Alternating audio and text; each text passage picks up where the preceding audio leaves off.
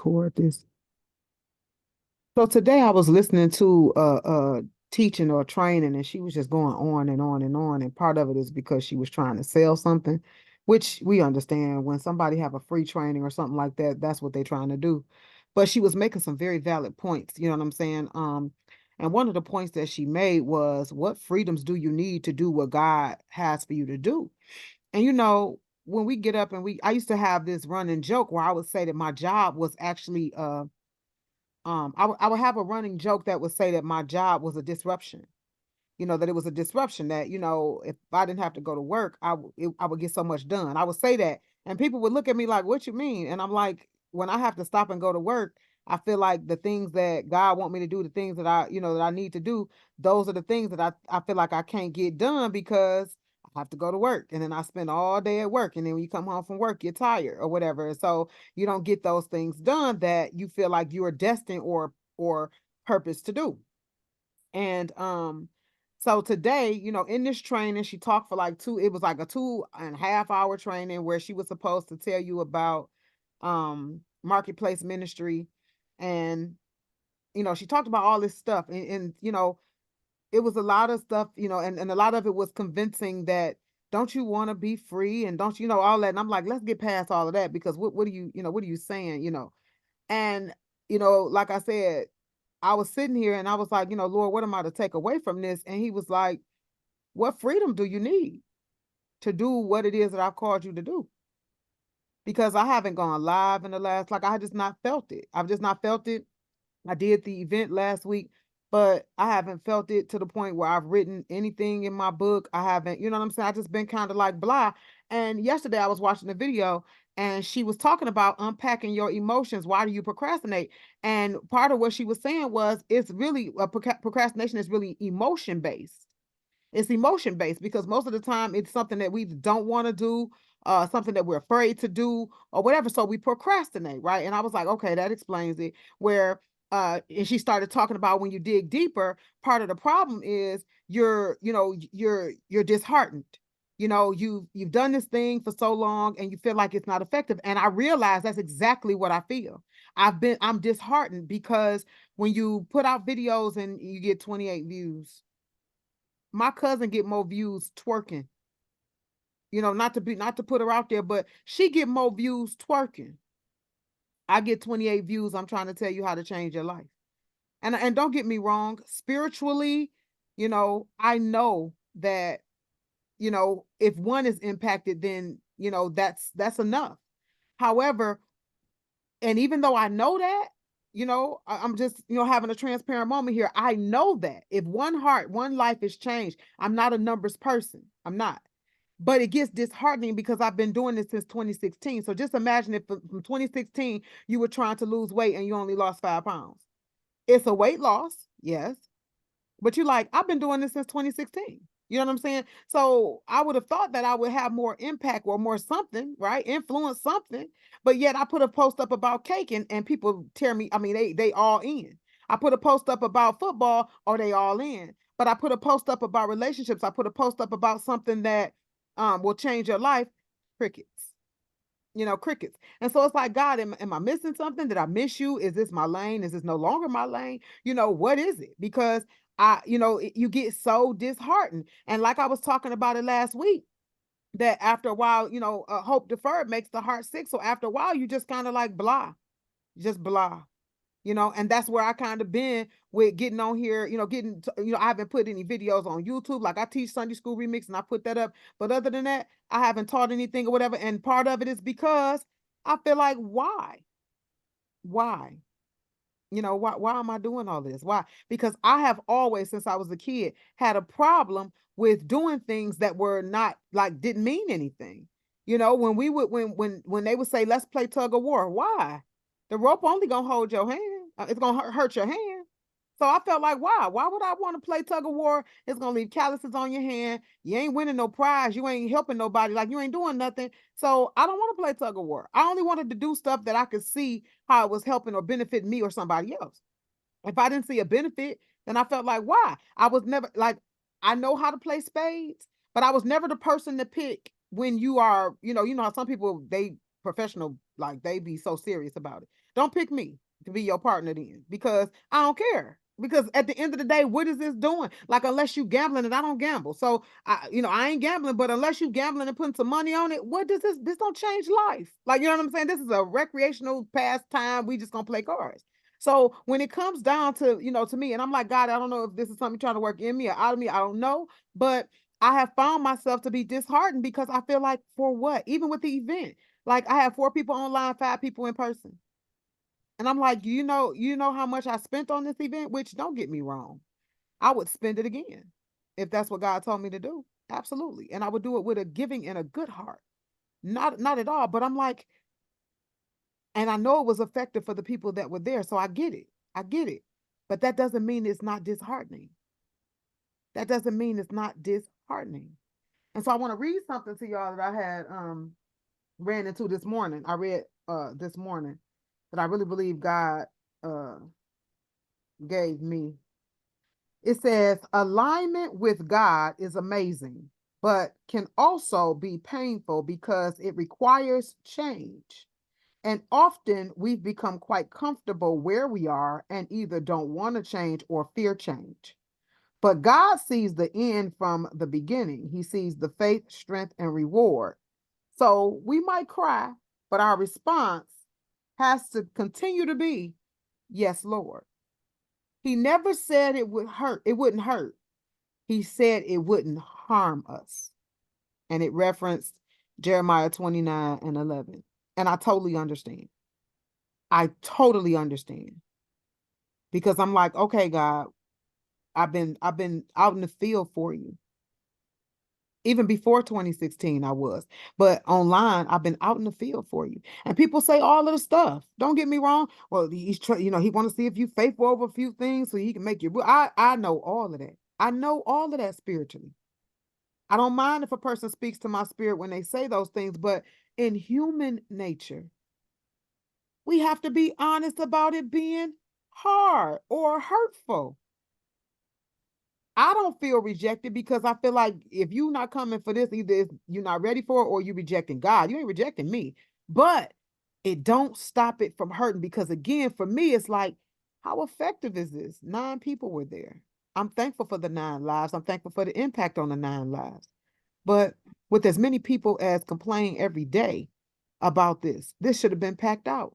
If I would have been talking about how a man cheats or how anything scandalous, it would have been packed out. If I'd have been talking about twerking or anything else, it would have been packed out.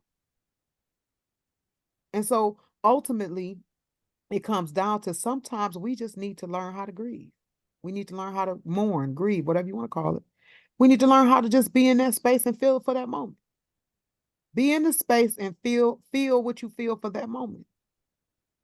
This week, I was so nervous inside. And I said, God, why am I nervous? He said, because you're grieving.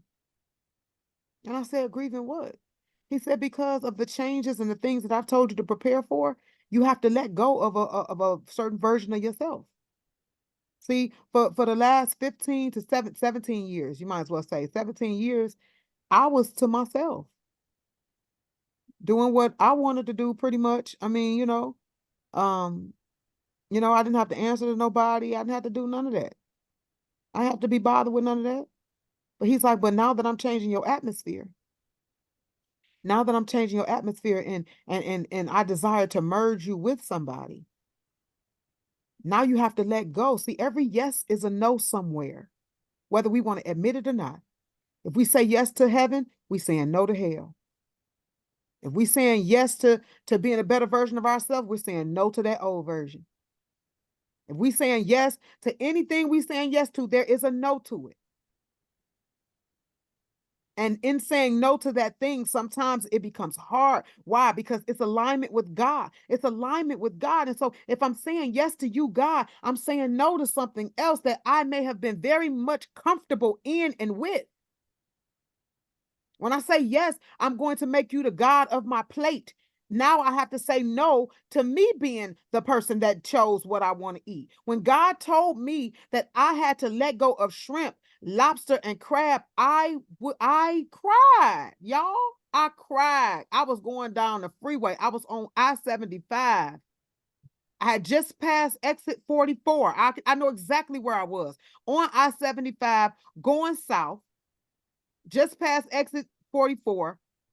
And I said, God, that's hard. And I cried. I said, I love shrimp, God. I've already given up pork, and I've already given up beef, and I've given up chicken.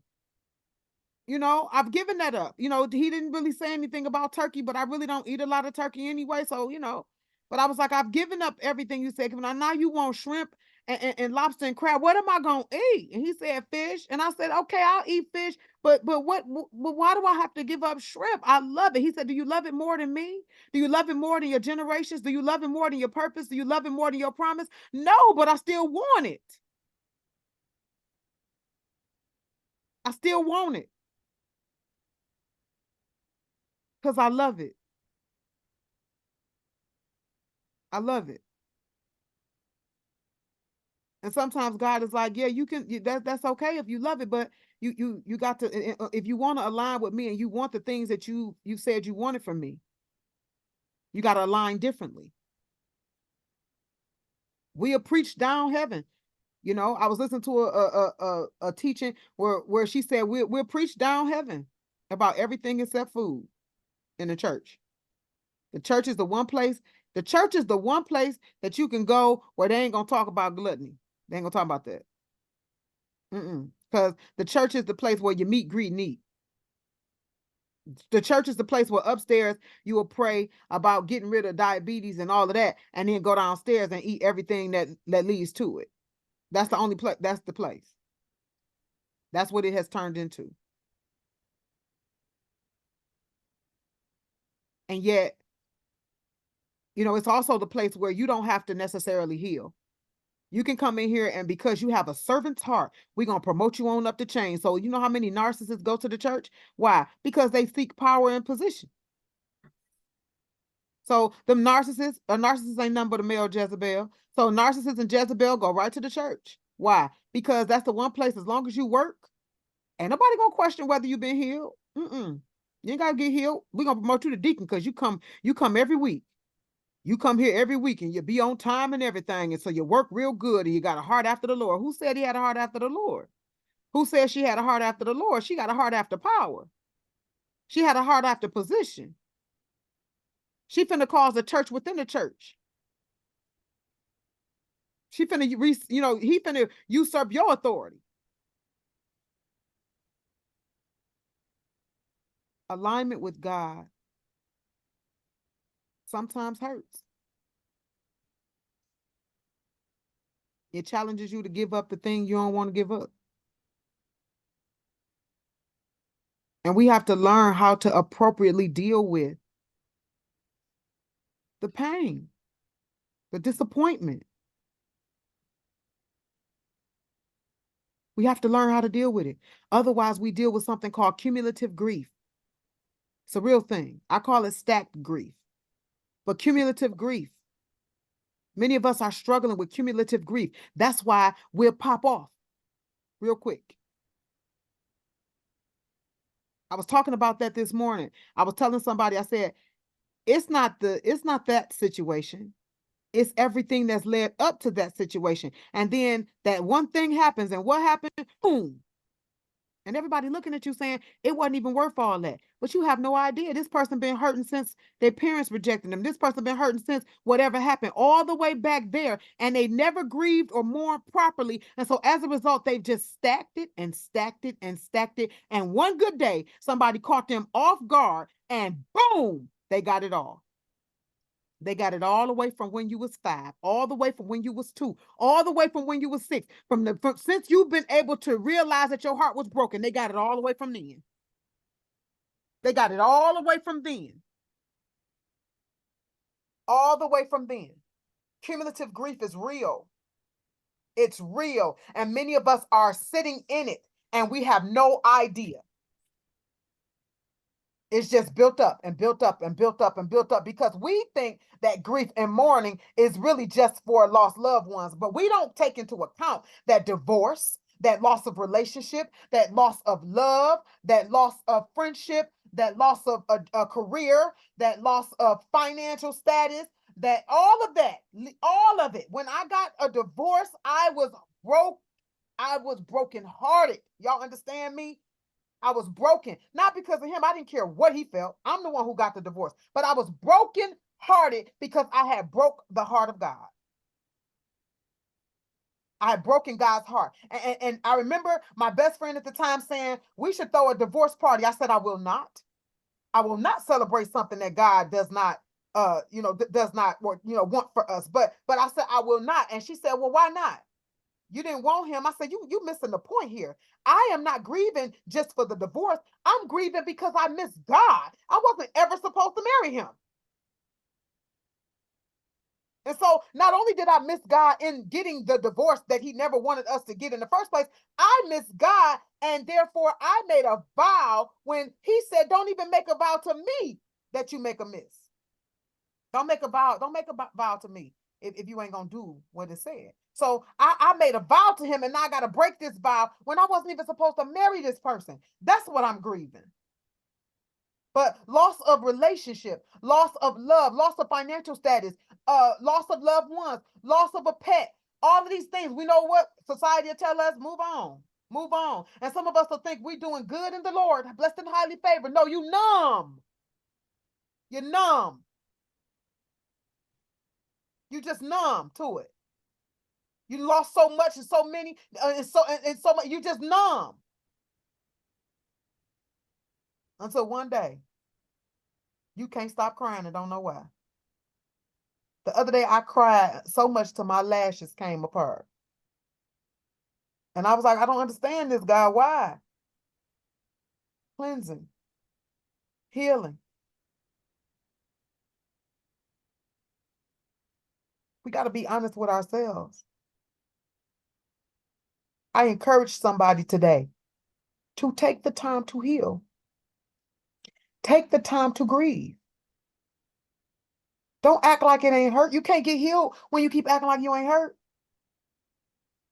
But it is in our vulnerability, it's in our weakness that God says, okay, now I can do something with that. See, we often think that when it says that when we're humble, God will exalt us, we think immediately money, position, promotion in terms of power and finances and all of that. And yeah, it means that too. But it also means when I'm humble enough to say, God, my heart is broken. My heart is broken. Even if it is your will, my heart is still broken. He can do something with that. But it is in pride that we will say, I'm blessed and highly favored of the Lord, and I know that this is Oh, okay. He said, I can't do nothing with that pride. That go before destruction. I can't do nothing with that pride. But when you come to me and you tell me my heart is broken, my heart is broken. Cleanse me, heal me, help me. And he says, I got you. And so I'm not trying to speak over you and say that you're numb, because maybe you did go through your healing process and maybe you are okay. But make sure that you're not coping with food, with buying clothes, with different things around you and people around you. Make sure you can sit somewhere and be quiet without saying, I don't want to be alone with my thoughts. Make sure that you're not numb thinking you're okay. And if you are numb, take the time to just heal, just cleanse, just cry, just lament, just feel it. Just feel it. Just feel it.